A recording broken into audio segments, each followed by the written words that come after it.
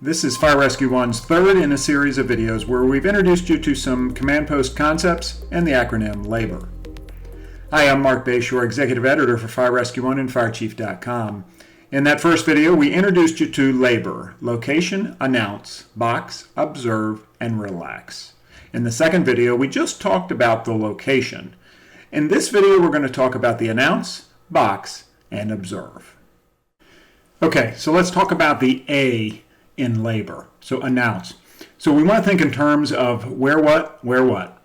So from the first arriving perspective, if you're that first arriving person and you're going to be establishing command, a good practice is to repeat the address that you're at, to tell them what you have, to tell them where the command post is, and to tell units what you want them to do. Where what.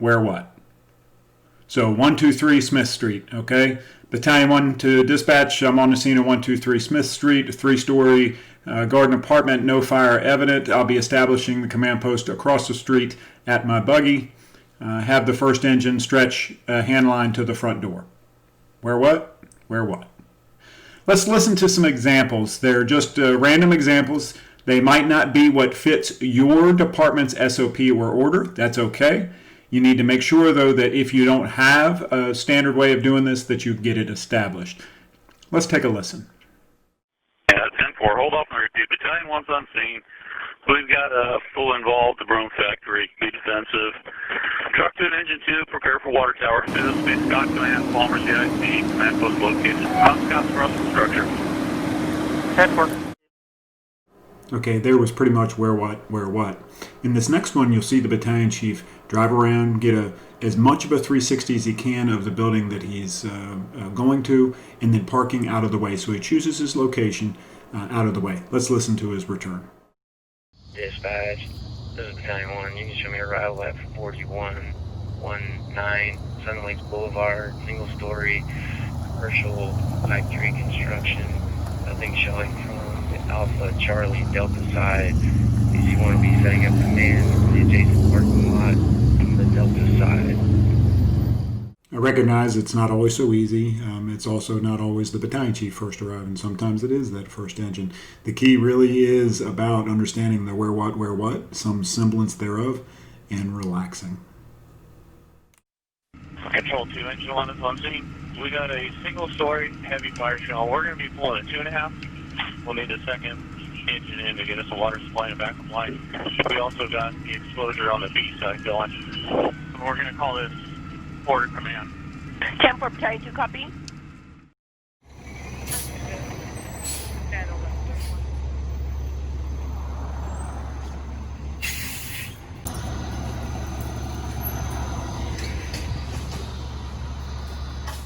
Command posts aren't just fire related. EMS as well should be utilizing the incident command system to establish command. EMS 3 dispatch.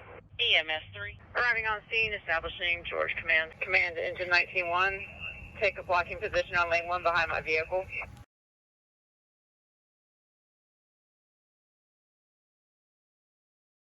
Okay, we've talked about location, we've talked about announce. Now a little bit about setting up that box, that 10 by 10 box. When we're talking about setting up command post, it would be great if we had big wide open parking lots like this all the time. Most likely that's not what we're going to have. We're going to have shopping centers that look like this. It'd be nice if we had communities that always had streets that looked like this.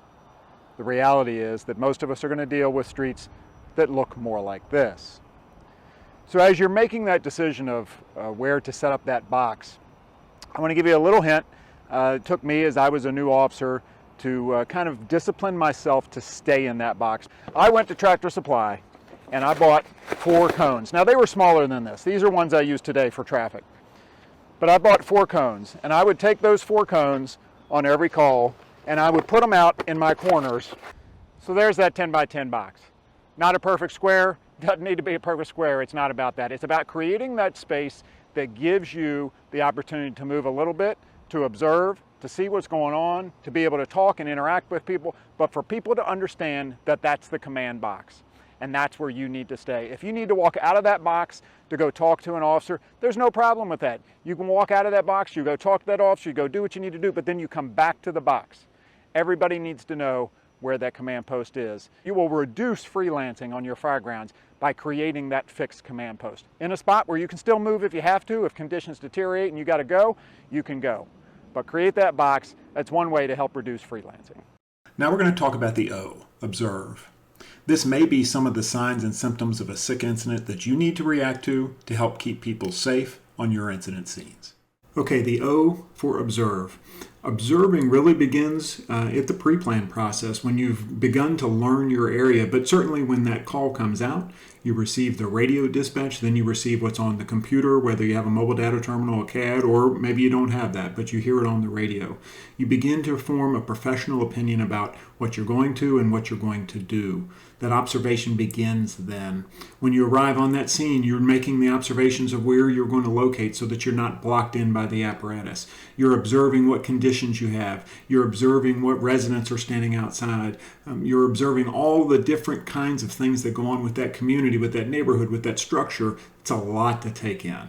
But that's what the observe is about.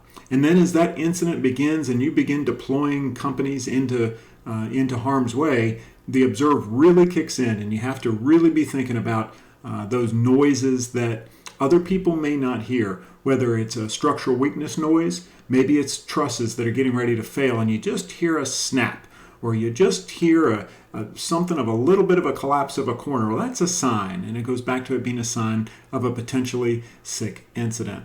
The other things that certainly we want to be able to have people look for and listen for is screaming and shouting. You're going to hear some of that on incidents all the time. You have to be able to understand what is real and what is somebody that maybe is just distraught and not affected by the incident, but you have to react to it. You can't allow those noises to continue to go on without someone dealing with them.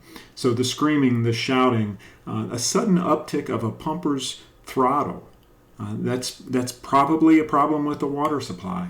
Hearing a driver say something on the radio about almost running out of water. Somebody needs to make sure that gets communicated to the folks that are inside. A dispatcher giving critical information about victims or dangers. You're out on the highway incident and you hear a screeching of tires. That's probably something that's getting ready to impact your incident or create a secondary incident.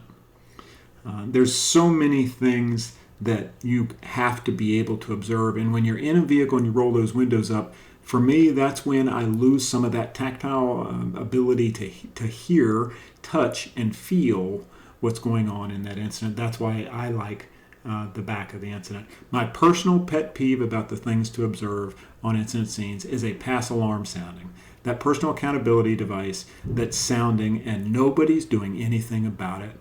We've got to make sure that we react to those, we react appropriately, and that when we hear those, somebody is dispatched to figure out what's going on with it. It could just be somebody who didn't turn off the air supply, but you know what? It could be somebody that's in trouble. So observe really is one of those things that you have got to figure out for yourself. You've got to figure out what works for you. And at the end of the day, the safety of your men and women is going to depend a tremendous amount on what you observe on that incident as an incident commander. In our next and final video in this command series, we're going to cover the R in labor, and that's for relax.